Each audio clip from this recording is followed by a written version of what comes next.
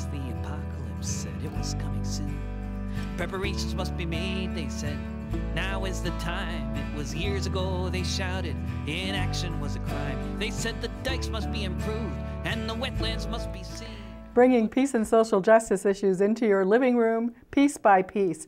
I'm your host, Pat Miner, and we have with us today a very special guest, Reverend Peter Tibby from the South Sudan, and he is with an organization called Reconciliation International. Do you want to tell us a little bit about yourself and your work?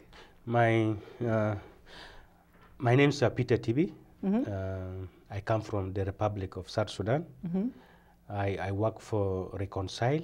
Reconcile stands for Resource Center for Civil Leadership. I'm an ordained minister working within this organization with churches and communities in South Sudan. Okay, what is your main mission? What does the organization specifically do? Our main mission is to transform peaceful communities through healing and reconciliation and conflict transformation through providing civic education for good governance. Is it similar to the work in, I think a lot of our listeners, and I'm familiar with the Reconciliation Commission in South Africa. Is it similar to the work they do? Yeah, our work is more similar. We provide restorative justice where we bring people in conflict, the perpetrators and the victims together as a people-to-people peace process where they discuss, analyze their conflicts, come up with resolutions and recommendations for peaceful living. Let's talk a little bit about the history of South Sudan and how it happened to become separated from the Sudan. Can you tell us a little bit about that? Sudan, in general, got its independence in 1956. But before 1956, South Sudan was supposed to be an independent state, and they were not given this chance. I see. So in 1955, those in the southern part waged war against the Khartoum government in the north. For 17 years, from 1955 to 1972. A relative peace was signed for 10 years. Then 1983, when the government in Khartoum in the north decided to abrogate that peace and introduce Sharia law, an Islamic law, to govern the whole country, and they introduced Sudan to be an Islamic state. Then those in the south again rebelled and went for war until 2005, when peace was signed. Called Comprehensive Peace Agreement. And in this agreement, South Sudanese were given a chance to exercise the right of self-determination through referendum. And they went through referendum in January 9th of this year, where they came with 98.3% for secession. That means dividing the country into two. Right. So July 9th this year, when South Sudan gained its independence. So, if I understand correctly, the South Sudan is mostly wanting to be independent from the North because the North is an Islamic state. Is that correct? I mean, there are two main causes to that. One is that it's political, because South Sudan are more Arab black, and North Sudan, South Sudan is more African black, and North Sudan is more African Arab white. And so there is a racial discrimination where Southerners are seen as second-class citizens, and they feel that they are part of Sudan and they need to be also first-class citizens, and that they made a choice that there should be a secession of the country for them to recognize as a first-class citizen of their own country. Okay, so they wanted to succeed in order to have their own government. Yes, their own government. They have their own identity. Yeah. They have their own future aspiration where they can develop themselves with the resources they have. And what kind of resources do they have? They have a lot of resources. Most of the resources are not yet tapped. Yeah. Currently, they are tapping on oil. We have mineral, are not yet tapped. We have agricultural facilities that needs to be tapped, and forestry, animal industry. All these are not yet tapped. And so what's involved in getting that together? What's involved in tapping those resources? I think they require the government and big companies that has to invest. Yeah. And through investment, there will be development of the land, development of the government, development of the people. Yeah. And the first step then is, you think, is this reconciliation work? The first step is national healing and reconciliation among different groups, tribes, and political affiliations. And when there's peace, there'll be development. And when there's no development, there's no peace. So peace and development, they run together. Yeah. As we work toward reconciling people and healing and bringing peace, other people also in their mandate, they build capacity through providing basic services that leads to development of the country. So the reconciling is between, is the makeup is, the differences between the North and South are religious, it sounds like? Not very much. It is political. It's political differences? Yes. The religious differences are the same? The religious, we have more Muslims in the North, and we have more Christians in the South. But we have Muslims also. We have Muslims also in the South. But mostly Christians and in the South, and mostly Muslims in the North. In the North, yes. But there are some of each in the other area. Yes. So it's more about politics and the government. Yes, the politics style of and government? the government, and they use religion as a cover-up. I see. Yeah. So okay, so the reconciliation that's going on in the South, is it with people from the North then, or who are you reconciling in the South? Mostly the reconciliation in the South is basically among Southerners. We have different ethnic groups who are in conflicts. Oh, okay. There are root causes to those conflicts. One of them is related to revenge. Revenge as a cost. I mean, as a outcome of the war. During war, sometimes, okay, this tribe has killed my tribe, or so has killed my mother, so has killed my uncle. This is the time now to revenge. So one is revenge. Two is related to different cultural practices. Those who have animal versus those who farm. You find those who farm, they have conflict with those who have animals because the animals come and destroy their farms. In this process, they fight. And also those who have animals, between those who have animals, where there's issues of cattle rustling. In the course of cattle rustling, they have conflicts and they kill themselves. And also there are issues related even to the boundaries. South Sudan is divided into states, and the states have counties, and you find that one tribe trying to push their border to another area, another push other area, so people fight over border control and control of land. This brings conflict.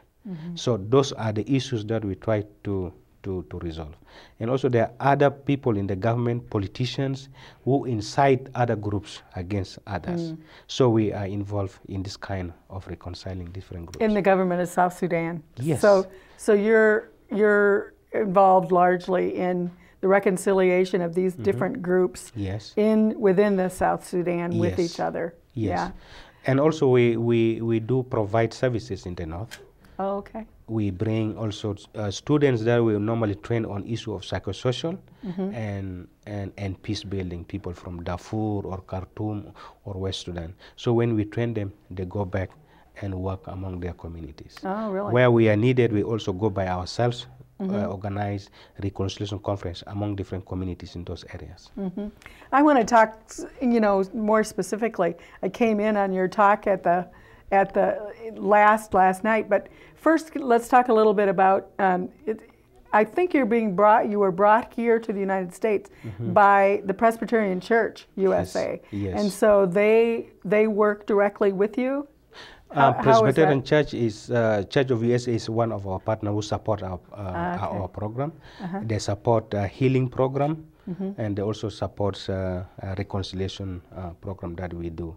So because of that, they normally invite annually people around the world who are related into peacemaking and peace building. So I've been invited as their partner in the program of International Peacemakers Program. And so you're going around to different churches? Yes, I'm going around different churches and states. I've Okay. traveled over 3 states now. This is my 3rd state. Okay. I'm going to the next state, to make the 4th state. Then I'll go back to Louisville for debriefing. Then I'll go to New York and have meetings with the UN people Oh, great. on issues of peace and What other advocacy. states have you been to so far? I've been in state of South Carolina. I've been there for 1 week. I was in Great Atlanta for 1 week, and now here in Iowa, and then I'll go to Colorado after 2 days.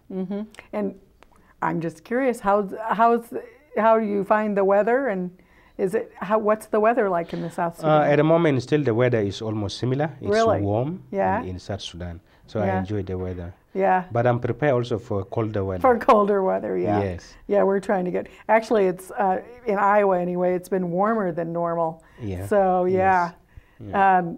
So tell me a little. Like I said, I came at the very tail end of your talk yesterday, and you were talking about, and I assume there was a question about a particular person whom you brought in to be reconciled. Could you tell me a little bit about that?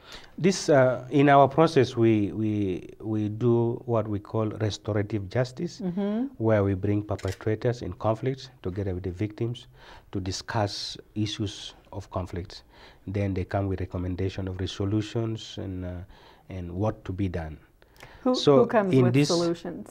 The community themselves. The committee. That's what we call people-to-people peace process. The people, they analyze their problems, they resolve their own problem. Our work is to facilitate the process of this reconciliation.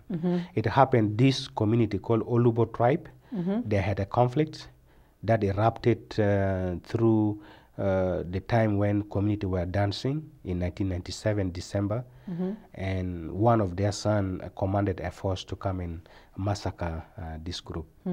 So from that time until 1.5 months ago, these people were not in good terms. They are in conflicts. They hated themselves. They wanted to revenge. So we are asked to come and help in reconciliation. So we brought the 2 groups, the perpetrators and the victims, together to talk peace. And at the end, they discovered it was one of their sons called Sebastiano. Sebastiano, commonly they call him Saba, who commanded a force, and he was the perpetrator of these conflicts. So when everybody talked truth and told the stories, and they were able to forgive Saba after when he confessed the guilt he has done, and he asked for forgiveness. Even those in the military, commanders, top officers, joined him in this process. They also asked for forgiveness, and they repented for the crime they have done. So they asked community to forgive them, and then come together and be able to rebuild the new country, the Republic of South Sudan. That is an incredible process. I mean, in the United States, if something like that were to happen, the perpetrator would be brought to justice. He would. That's what we refer to it. Yes. We would take him to trial, and no doubt send him to jail, and possibly in some states he probably would have been given the death penalty for something like that. It's just so, this is an amazing process to me, that this man who, as I understand it, perpetrated a massacre among certain people. Yes. And apparently killed a number of people, right? Yes, yes. And the people that suffered this massacre were able to forgive this man. Yes. Where do they get such strength? And that is what we call restorative, because community are linked to each other, and such a person has to be restored in the family, not to be sent to jail. Because when he or she is sent to jail, will come back as an enemy. And not only that, the trauma will continue. His family will be seen as an outcast within the community. It's better that they discuss it and be able to forgive other. Sense is that one day somebody also within the community may do a similar thing. If you don't forgive and reconcile, tomorrow you do the same act, you cannot be able to ask community to forgive you. So it's better that each community sits, discuss issues, and restore each other, mend their relationship, forgive each other, and cleanse the way they do in their own customary way. Like in that film, the customary way of that cleanse is they kill a goat, a white goat, and this white goat symbolizes peace, symbolizes a cleansed heart, and they sprinkle the blood on themselves as washing themselves away from that guilt, and then they'll go as clean, and each one should go and never repeat crime or never repeat any harm against one another anymore. That is their traditional belief and practices. This is the belief of which the is tribe? quite rich to them, yes. Yeah. So that perpetrator was reintegrated within the community, was restored, and he went home unprotected. Yeah. Yeah, and he, as I caught the tail end of the story, Yes. he was brought. I remember the question that I Yes. understood was, a person said, "Why would he do that? Why would he come?" You know, and you protected him. He was afraid before reconciliation. He was afraid for his life that people will revenge. He may be killed. So we gave him security. We assured him of his security until the end of reconciliation, when he will be restored, that he will have that hope of no more crime against him. And was it, aside from being forgiven, was there anything else he did for compensation for the people that suffered the crime? He was not asked of any compensation. He wasn't. Traditionally, he was asked to buy them beer.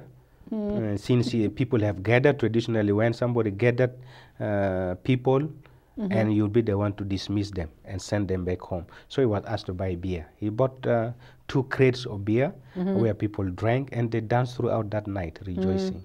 So that was what he was Kind of asked like, to it do. reminds me of the story of, for our Christian viewers, of the prodigal son, in a way. Yes. You know, where he came and confessed, came home and confessed that he had, you know, committed these Squandered, atrocities. yes. And his father to forgive him. Yeah, and his father forgave him, and they celebrated. And they celebrated. And Yeah. the brother was angry, and Right. the father said, "Your brother was dead, and now he's alive. Let Yeah. us rejoice." And that's the same, similar thing. It is a similar thing. Yes. Yeah, that's just an amazing thing. So that's one of, I imagine, many, many stories. Yes.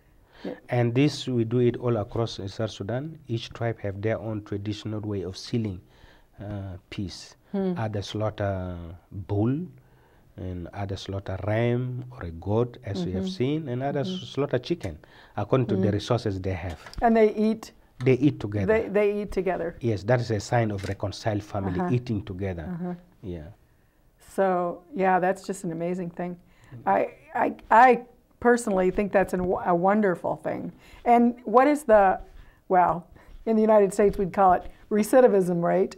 Do people go back and commit crimes then, or do they not do that? No, you don't go back and commit, because that chapter is already closed. You don't open, you don't discuss about it anymore. You don't even talk about it anymore. You don't. But it's so the people who were, you know, massacred feel confident that he won't massacre them again. He won't do that again. Yeah. And because the reconciliation and forgiveness came from the victim's family.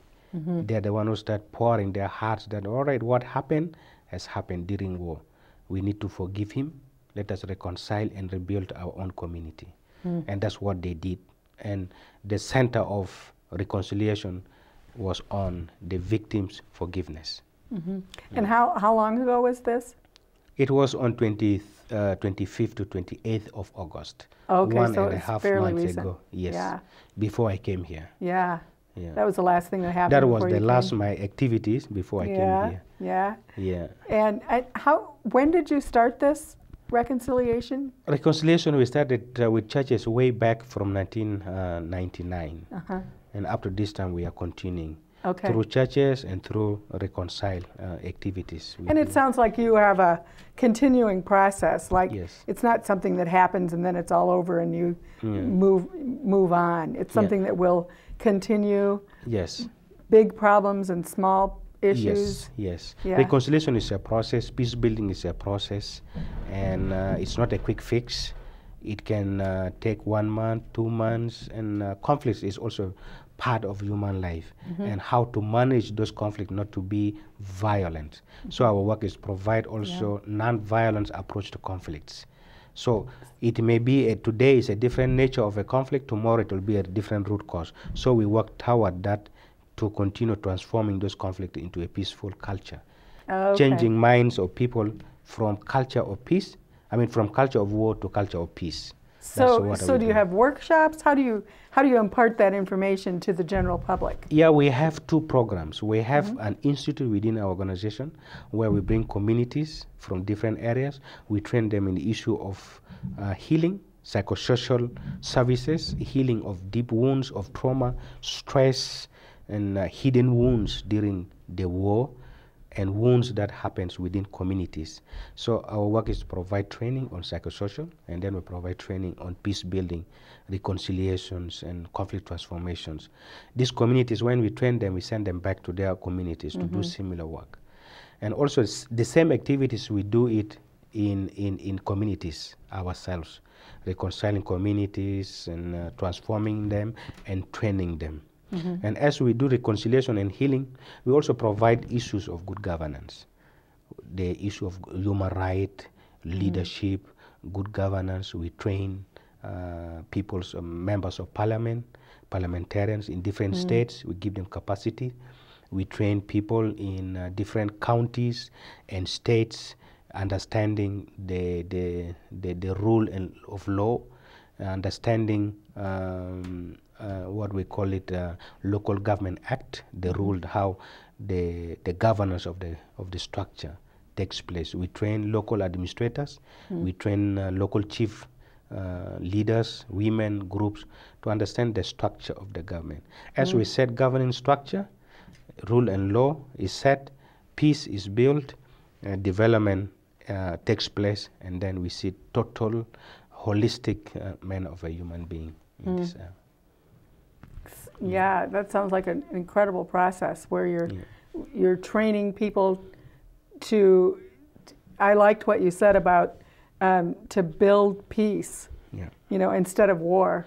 Yes. And I would like to see our country do the same. Yeah. Instead of having a war economy, you have a peace economy. Yeah. Yeah. It's very important to create culture of peace instead of culture of war. Yeah, culture. One of them is loving your neighbor, loving your enemy, Christian value. That's culture of peace. Second is to forgiveness, is culture of peace. Some cultural practice that require change. One is that maybe traditional songs.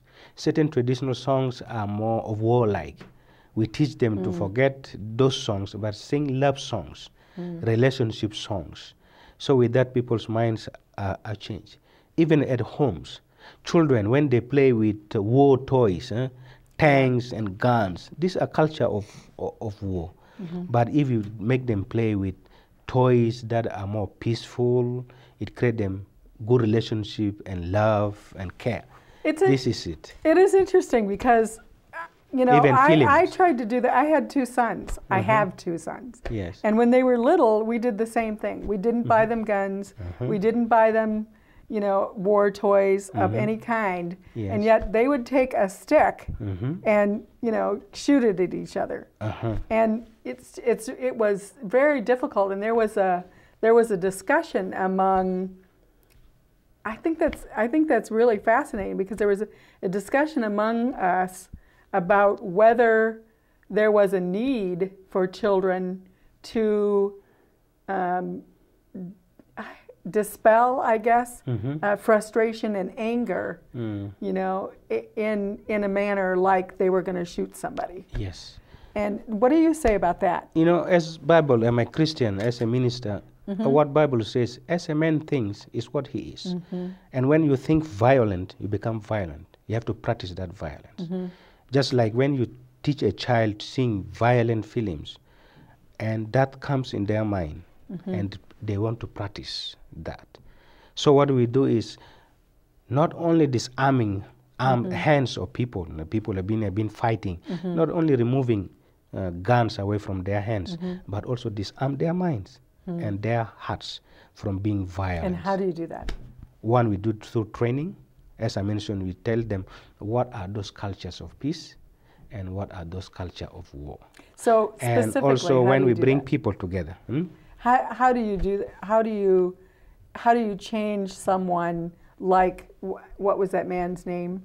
Yeah, this man called Yeah. Saba. How were you able to change his mind from being violent to being peaceful?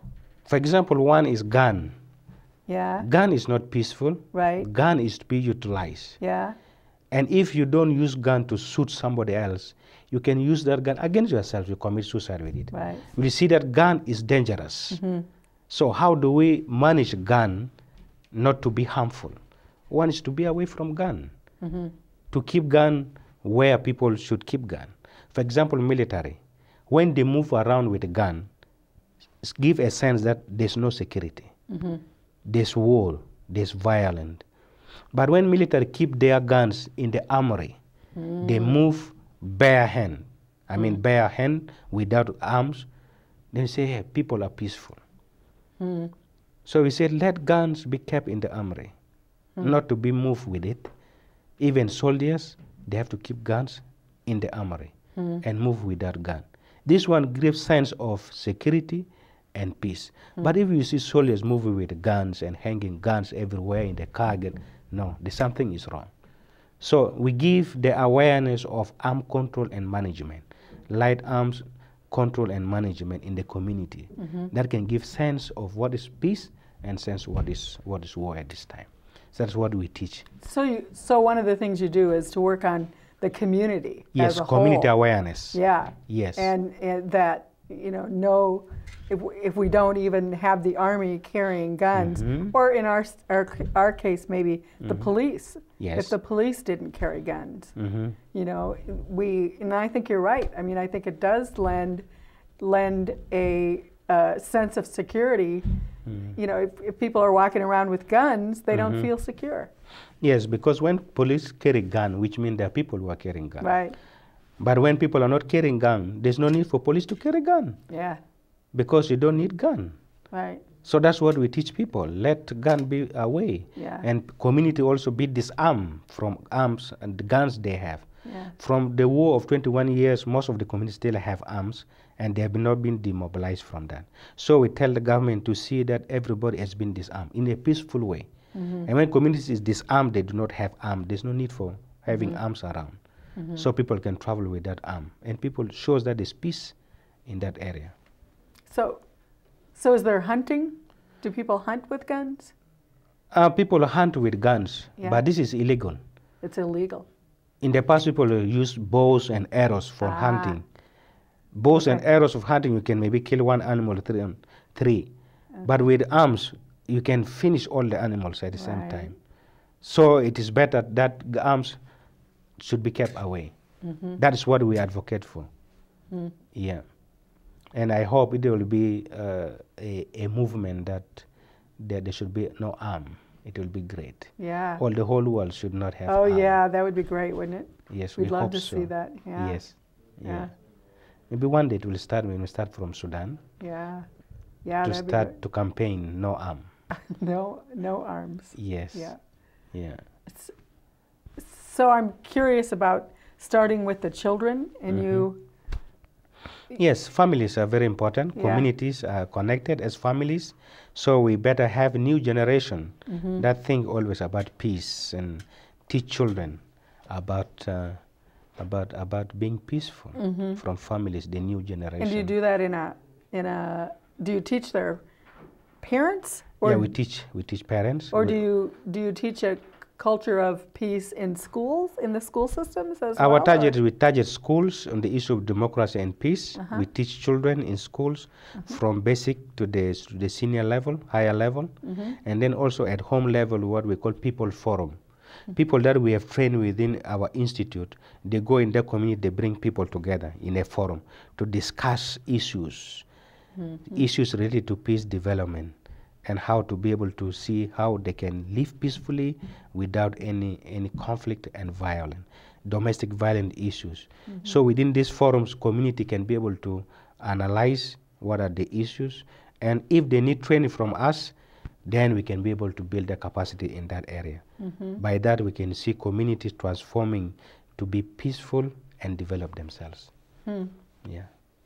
Yeah, I think that's very, very interesting. So we start with the families, and you teach them, I'm assuming, how to, like, for example, conflict between two siblings. Yes. You know, how you can start with the children to Yes. teach them to resolve the To conflict. resolve conflict, to forgive peacefully. each other peacefully, non-violent, Yeah. reach community, and reach the whole nation.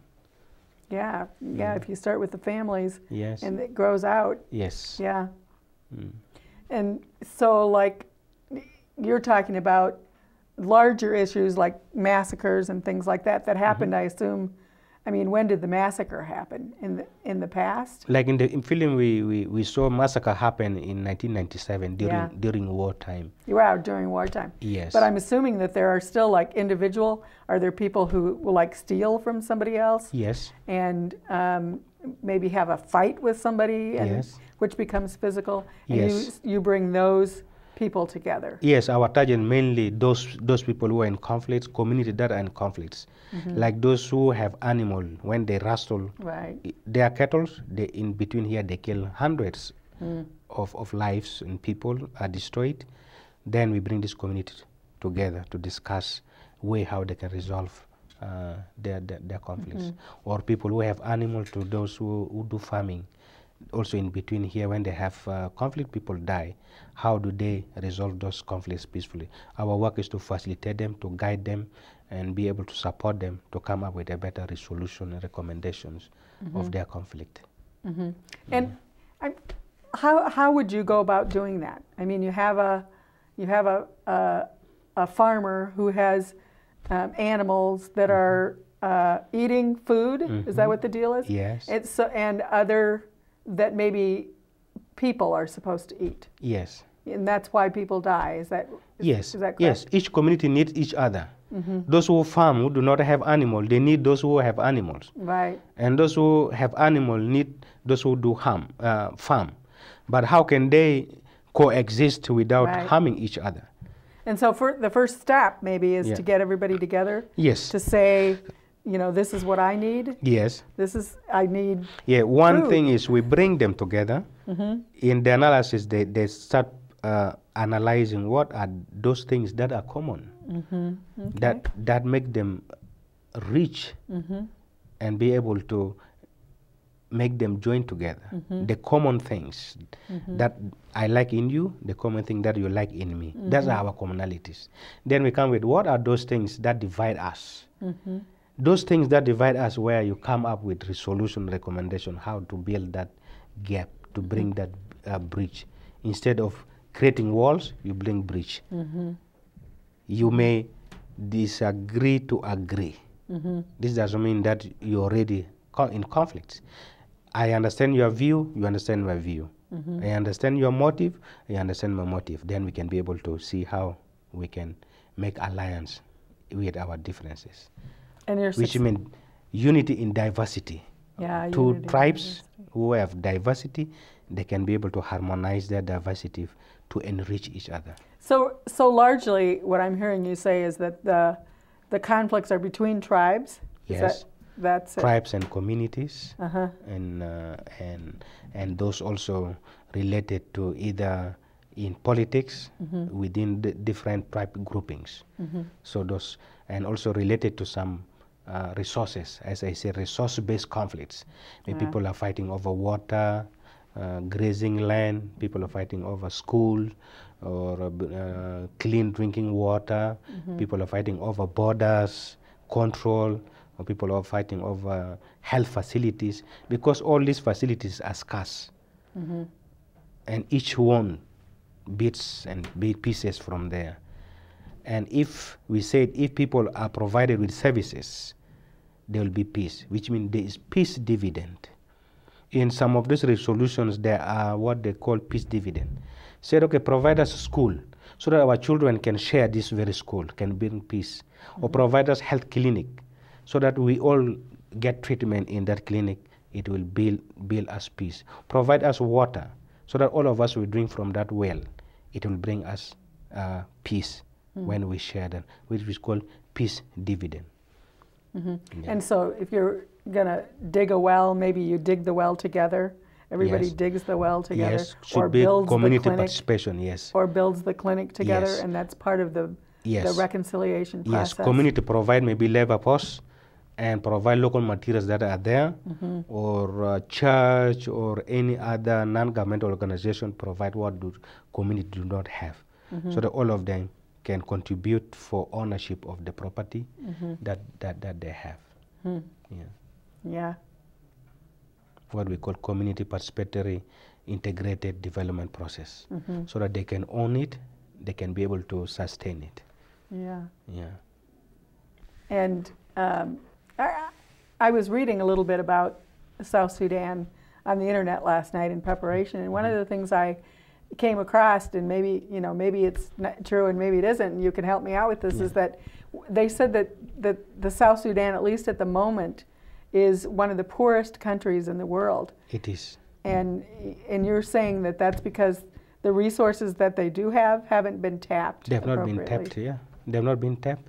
Yeah. We have minerals, we have timbers, we have good agricultural land, very rich, and these are not yet been And you tapped need yet. you need to, We need this I to be guess, developed. teach, like you said, have people invest in it. Corporations, government, Yes. invest in these things. Teach people how to farm, for example. Yes. One is that we need to have this cooperation, investors, and these investors have to do things in a transparent manner where government and communities are involved. But if government and the investors decides without community, it will displace community, it will destroy community. It will look like property grabbing, land grabbing. Yeah. So we need communities involvement. Everybody has to be inclusive. The corporate, the big corporations, the government, and the community all have to come together when an investor come in a particular place. Second, people's skills needs to be built. Right. They need to be trained in a particular skills so that there is it creates them job opportunity than bringing people from outside. Like for example, Chinese, when they come and set up a program, they bring their laborers from China. This does not build capacity. Yeah, it doesn't destroys capacity. Yep. And people will get angry because people are loitering without job. They need to eat, they need to drink, they need a good life. It can make them to be angry against these foreigners. So we want to see that the communities are developed, they're given chance for employment, for them to be able to see that they are part and parcel of developing their own country or nation building. Yeah. So what you need are investors to come into the country and then use not just the resources, but also the people. Yes. And put them to work. Yes. Train them. To do their own. Yes. What is it that I think it was the some group can't remember which, it used to say that if you give the man a fish, he eats for a day. If you teach a man to fish, he eats for the rest of lifetime. life. Yeah, that's what it is. Peace Corps, I think it was, used to say that. Yes, yeah. And so that's the kind of thing you're talking about. That's it. Yeah. Yeah. We Definitely need the makes people sense. to be involved so they build their own nation. Then nation builders come from outside. Right. What I mean is we can get experts. Experts that we do not have in Sudan. This could be part of people that can bring, can be able to build our capacity. Yeah. But if we use people who Sudanese also can be able to do a similar job and bring the people from outside, it's destroying capacity, not building capacity. Yeah. Yeah, that makes sense. Yeah. So are you actively looking for investors? Is the government actually looking for investors, or is the governments are looking for investors? Yeah. And we do not stop that. Ours, we said those investors must be a clean process, how they come in and how they operate. It must not be on individual basis, otherwise it will be a corruption, which it will be a bad principle setting a wrong footing from the scratch of a new nation. And our campaign is that let there be zero tolerance to corruption. Those in the leaders, or those in the church, or those in the community, let corruption be free. From what we are doing now to build the nation. And that's a tall order. Yes. To be corruption free. Yes. On any level. That's right. Yep. Yeah. It's a challenge to get that way. Yes, and that's what we do as a Reconcile. It's a big challenge, but what we do is we are adding to good governance and building of a nation, a vibrant nation. It may take years, but we should start from a better foundation, a clean foundation. Yeah. Yeah, I'm sure it will take years. Yeah. Yes. Yes. I'm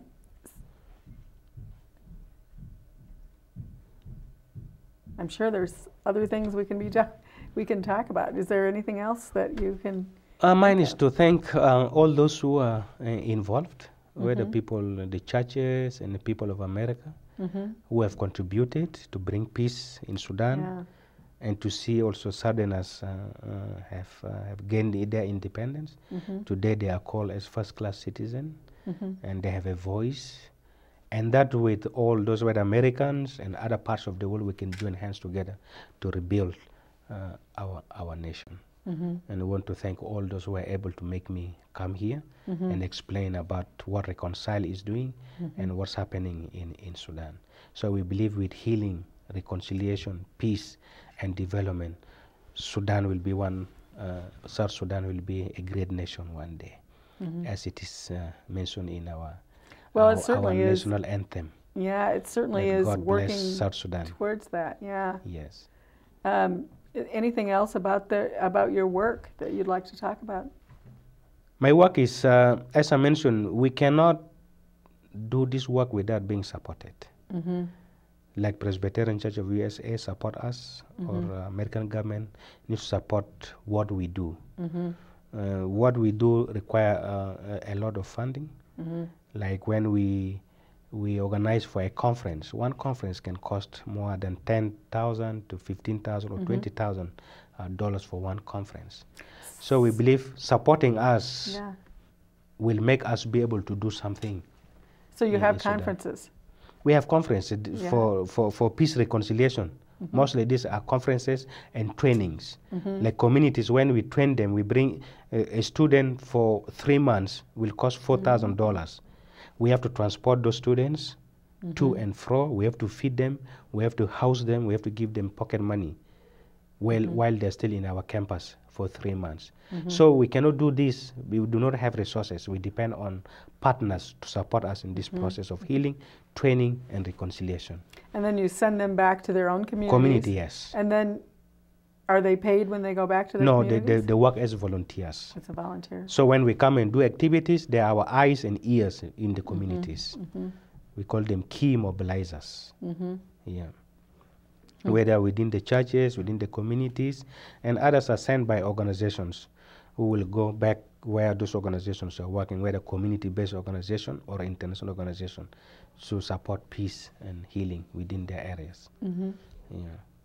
And so you're largely funded by faith-based organizations. By our funds are mainly church-based organizations. Okay. Yeah. Okay. And so, do you operate under the auspices of religion then? We operate under offices of the churches in Sudan. Yeah. But what we do is more secular. Okay. Though we are faith-based. Yeah. Our action, our contribution, challenge the people into that faith that we hold. Our basis of what we do is the Bible. Okay. But our work is not to proselytize people or evangelize people. Our work is to be holistic and be able to change those. We work with Muslims, we work with African traditionalists, we work with Christians, and those who do not believe in anything. Our main objective is to bring peace and healing among communities in South Sudan. And I imagine some of those differences are between different faiths. Yes. we have faith dialogue, what we call interfaith dialogue. Interfaith. How Muslims and Christians and African traditional can dialogue and live peacefully, coexist among themselves. And that's what we started, part of a interfaith dialogue. How can Muslims and Christians dialogue so that they can live peacefully? How can African traditionalists and Christians and Muslims dialogue and live peacefully? So we support interfaith dialogue. Yeah. And how is that going? It has been going on successfully. We have done this in northern part of Sudan. We have done this in southern part of Sudan. Oh, so you work in the northern part of Sudan we do. also? And also we provide what we call exchange visits. We could bring chiefs of different faith from one area to another area. I see. To see what's happening in other parts of Sudan. This one, we can bring chiefs from one state of different tribe to another state of different tribe. So through exchange visit, they can borrow good things. And what they get will challenge them. And also cultural practices. Culture is dynamic. It's not static. Right. So I can borrow what is good in this culture to challenge the bad thing I'm doing in my culture that I can borrow. The good thing in my culture, I can be able to nourish it and keep it. That's a good principle of culture. Like we talk of tribes. Like we talk of tribes. Yeah. Tribe is a gift of God. God made us to be born in different tribes. We don't choose to which tribe we come from. Right. But when it becomes tribalism, this is the bad part of it. When we think of tribalism, we think of pride. I'm the best tribe, you are the worst tribe. We are the people and you are not the people. And how can we make people see themselves in tribe that can bring goodness among themselves and take away the issue of tribalism? Because when we bring tribalism, then we divide ourselves according to that tribes. Now, if we bring one tribe that are divided, we bring them to a tribe that are united, then they say, how can we be divided there while these tribes are united? Can't we do the same? So they'll be challenged and they will go back and live as a one united tribe. So that's what we do in terms of exchange visit between chiefs, women, and youth. Maybe there are tribes which are more in conflicts. Youth are engaged in conflicts all the time. Then we try to bring those youth to an area where youth have peace. They play football, soccer. They play a game together. They made a kind of a soccer league. Then this youth will say, what are those things that we can do together as youth without fighting ourselves like this youth? One of my professors said, if you always eat in your house, your mother's house, you may think that your mother is the best cook. But if you go and eat at the neighbor, say, oh, there are other women who are better than my mother. So it's better to have sometimes exposure outside. So in our exchange visit, we take these people to be exposed to what's happening in another state, within another state. This one will make people to understand, oh, kumbe, what we are doing here or what we are doing there, this is better and that is bad, not good. Let us try to borrow what is good. Do you ever have visits from between conflicting tribes? Yes, we do. You know, so that you take, you have two tribes that are conflicting and maybe you take the leaders of one tribe and bring them over to see the everyday life of a tribe that they're in conflict. Yes, we tried with, there are two tribes always in tribe. We have one tribe called Low Nuer, and then we have one tribe called, what tribe is this? Always it goes off in my mind. So this tribe, we brought women from their area to this another area of 1 week of reconciliation and knowing what others are doing, and then women with their children. You find this woman carrying a child. People were crying. Said, oh, these are people. These are our people. Why are our people fighting? Why are they killing each other? They are this tribe called Morule. Then we took also others from this area now, we took to that area. People were crying, oh, we are neighbors, why are we killing ourselves? So we started at the grassroots with the women. When we brought women together, it's also with their husbands together. So with this, we feel that they build a relationship Right. of oneness in this sense. So we've been doing this among women program that we do. We bring sometimes facilitators from women from Rwanda who experienced genocide at that time Right. to come and tell their stories to Yeah. these women. And then you can see the happiness among those trees, the women. And then sometimes we bring youth from one area to another area. I would imagine that that would be the most challenging. Yeah. And they've been yearning for this. If we can be able to continue doing this, not only between these two tribes, even other tribes that are in a conflict.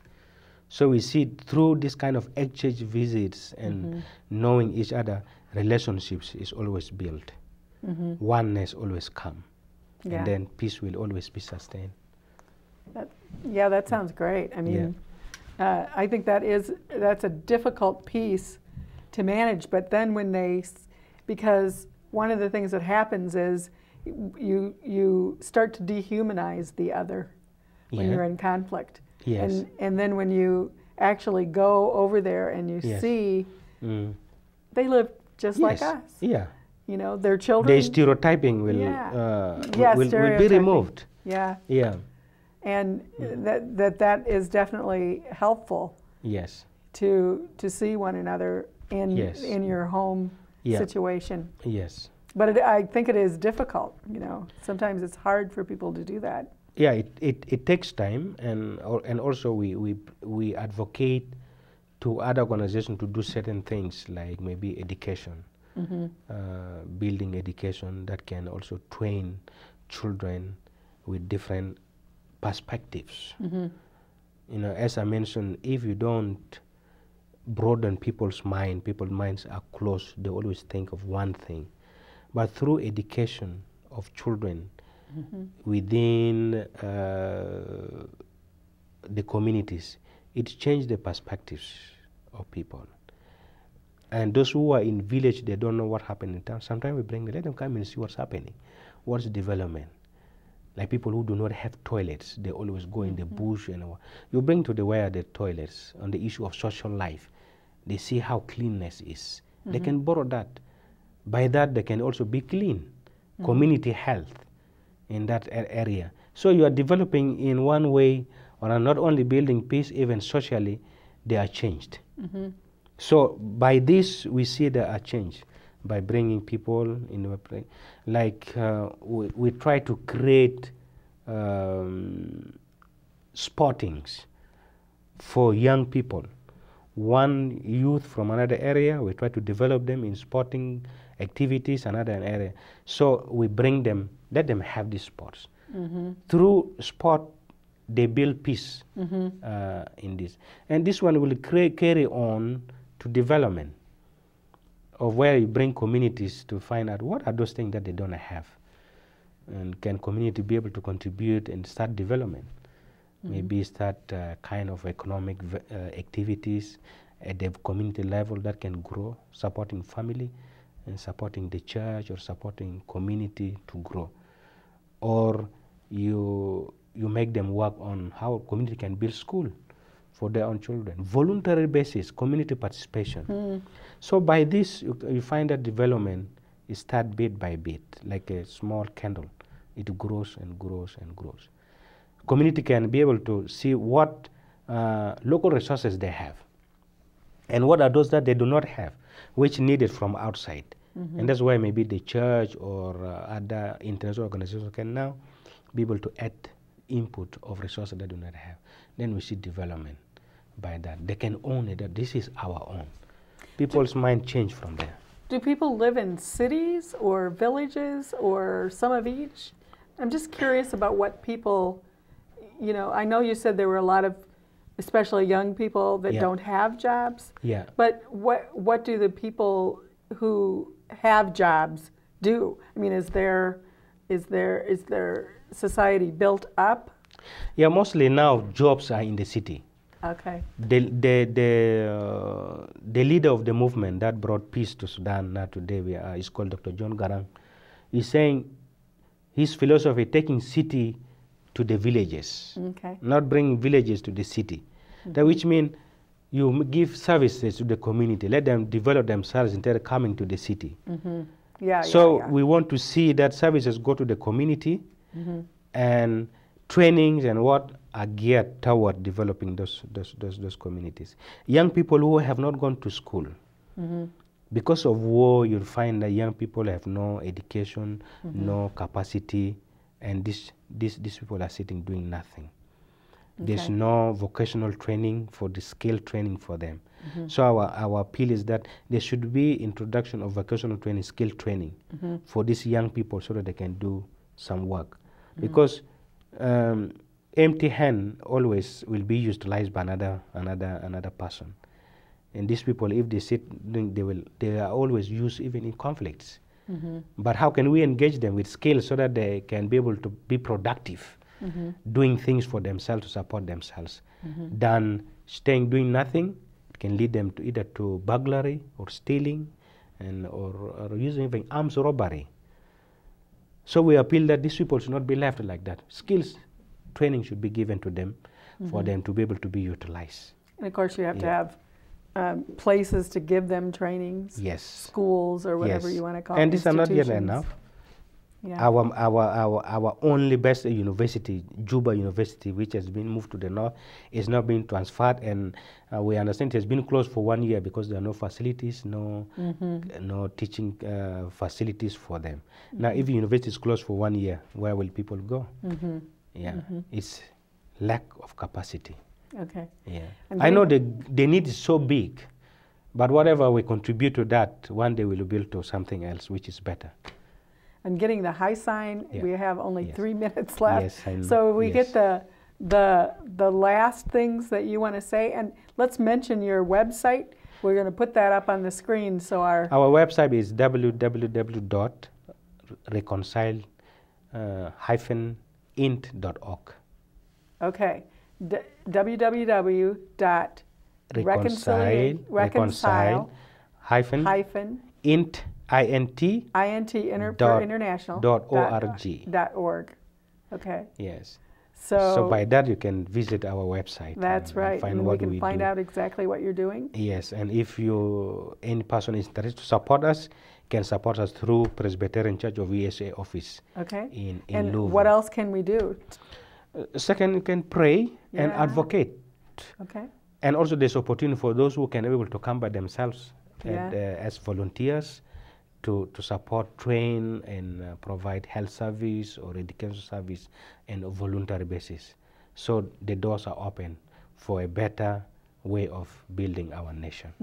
Do you have any, I don't know, this just occurs to me, but do you have any provisions for accepting volunteers to come down and help? Yes, we do. Yeah? We always get volunteers.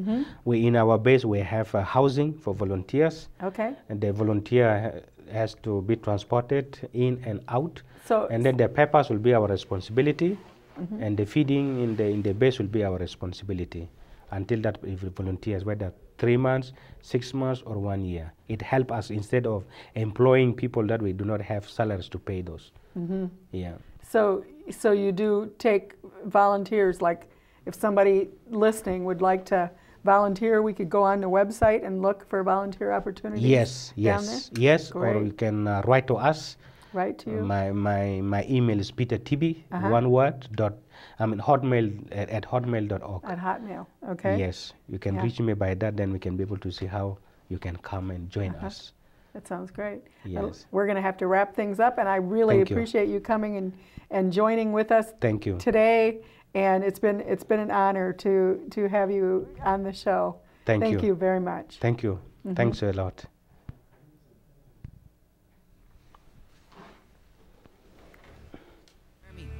To fight their oil war.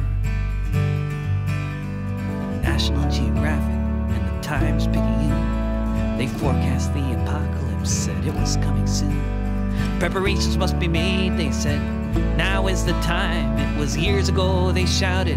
Inaction was a crime. They said the dikes must be improved and the wetlands must be seen. But Washington decided instead they should be paved, 'cause malls were more important than people.